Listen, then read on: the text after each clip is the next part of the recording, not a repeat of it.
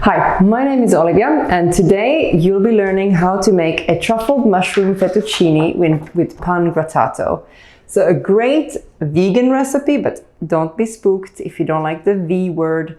A great dish that will impress your friends and family. So if you like this video, give us a thumbs up, subscribe for more of our weekly recipes, and let's get started.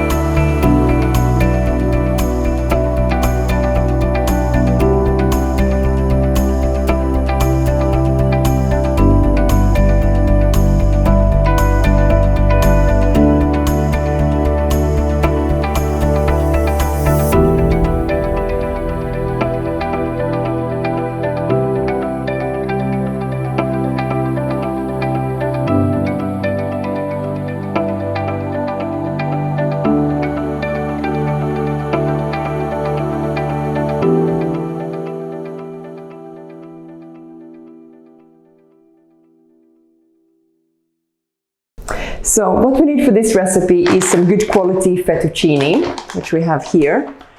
Then some dried porcini mushrooms. We have some beautiful local UAE chestnut mushrooms. Fresh chives. This will go for the Pangrattato. And shallot, garlic. The Panko for the Pangrattato. Pangrattato really just means grated or breadcrumbs, really. A lemon.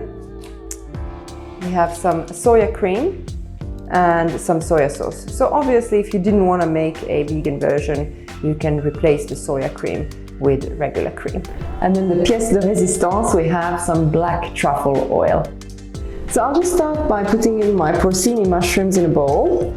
And I boiled some water in the kettle. I'll pour the boiling water on top of the mushrooms. So we need them to soak, soften up. And just put them in there. All right, so we'll leave them to soak here while we prepare the other vegetables. So I'll start by chopping the shallot. So for this recipe, the shallot, we can leave it into thin slices, no need to dice.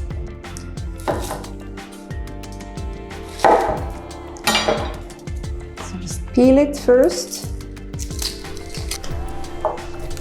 and then we'll slice it thinly.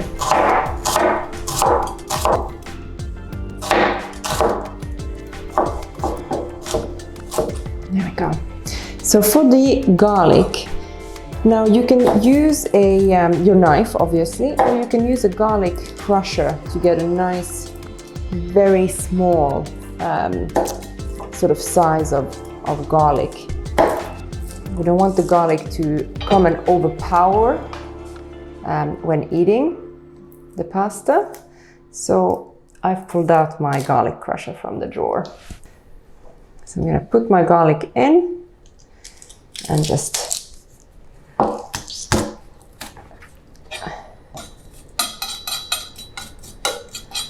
press it in. When you crush it like this, you've got more of the aromatics that come out as well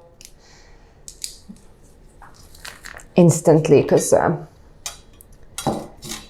it completely breaks the garlic. There we go. So we've got the garlic, and see how fast it is compared to using your knife. So sometimes it's okay to cheat a little bit.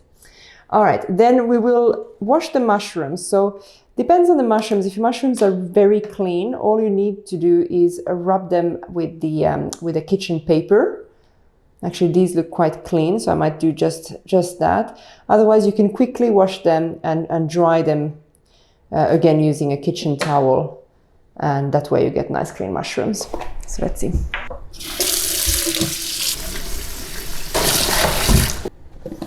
So I'll just dry the mushrooms, and at the same time it's the opportunity for me to rub off any of the dirt that's still on them. Obviously, with the chestnut mushroom being brown, don't be alerted. This is not all dirt, it's just also the brown color of the chestnut mushroom. Or we can chop them roughly, depends on really how you like them. These mushrooms are so pretty that I'm gonna just chop them in 4 like this.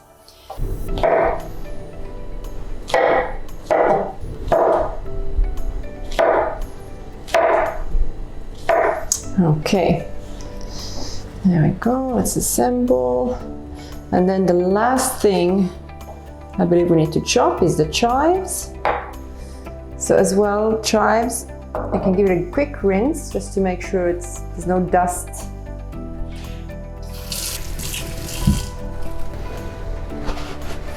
The reason I'm drying these is because we'll make the pangrattato with these, and we want it to be nice and crispy, so we don't want to add any more sort of humidity on the pan.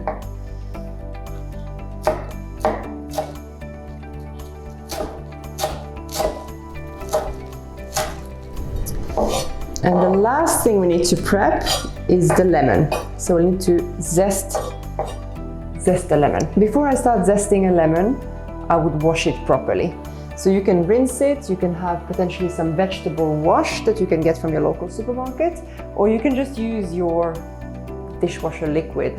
Anyway, you eat from those plates that you wash, so surely you're okay to rub it a little bit on your lemon as well. So I've got a little bit of soap on my sponge, and I would just rub off any of the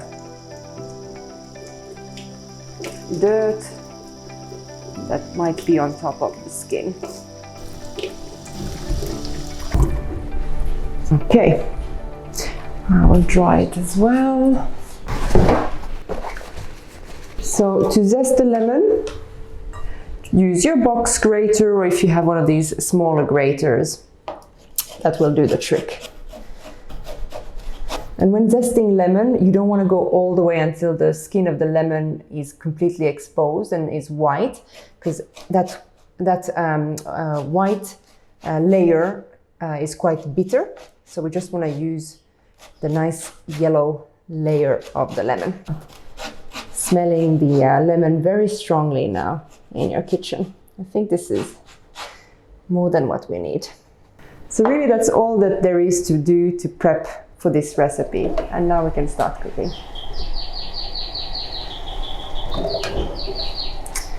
So when frying mushrooms, use your biggest pan possible, because what you don't want to do is crowd your mushrooms. You don't want them to be all on top of each other, because that way they won't brown, because mushrooms release quite a lot of water. So for the mushrooms to become nice and brown and crispy, we want them to have some space.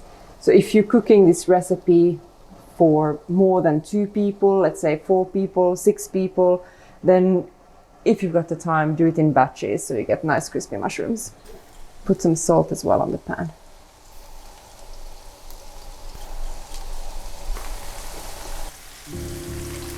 There we go.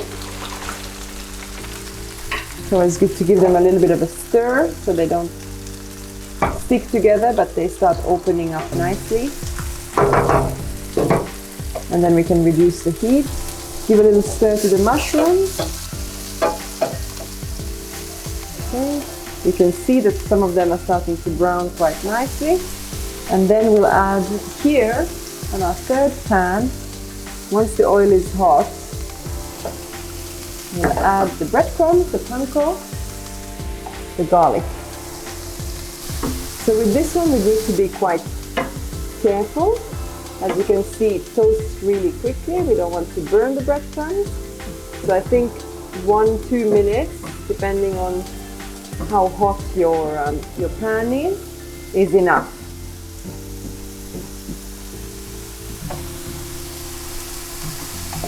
Look at this, beautiful, beautiful pangrattato. Let's remove them from the heat.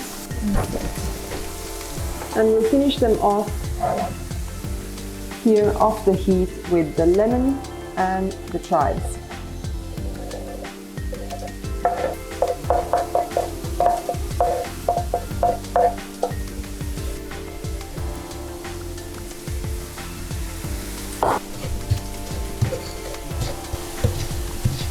Beautiful. So this is going to give our pasta a nice, crisp, salty, flavorful sort of finish. The mushrooms are starting to brown nicely. We'll add the shallots.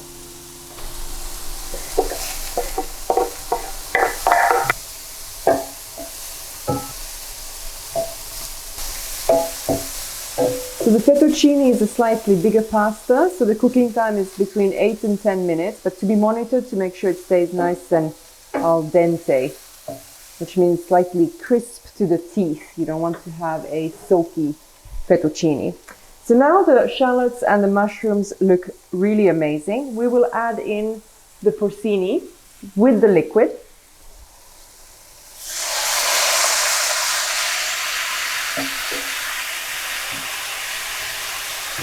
As well as the soya cream and soya sauce.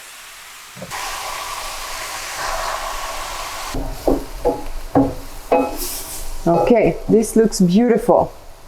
So once it's kind of reduced to this amount, you can switch off the heat. So I'm gonna strain the fettuccine. Oops. You can always leave a little bit of the pasta liquid at the bottom. That starchy water is going to be nice as well with the fettuccine and with the sauce. Okay, so give it a good stir.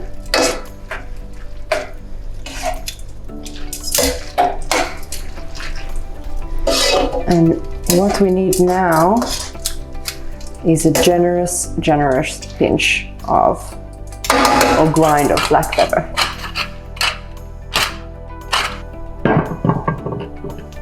And the final splash as well is the truffle oil.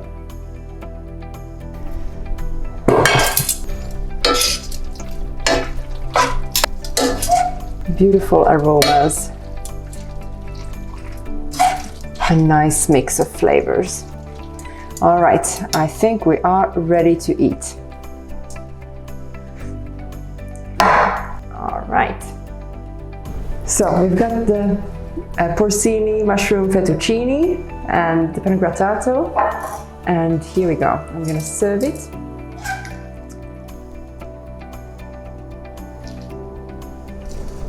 And then something nice, salty and crispy on top.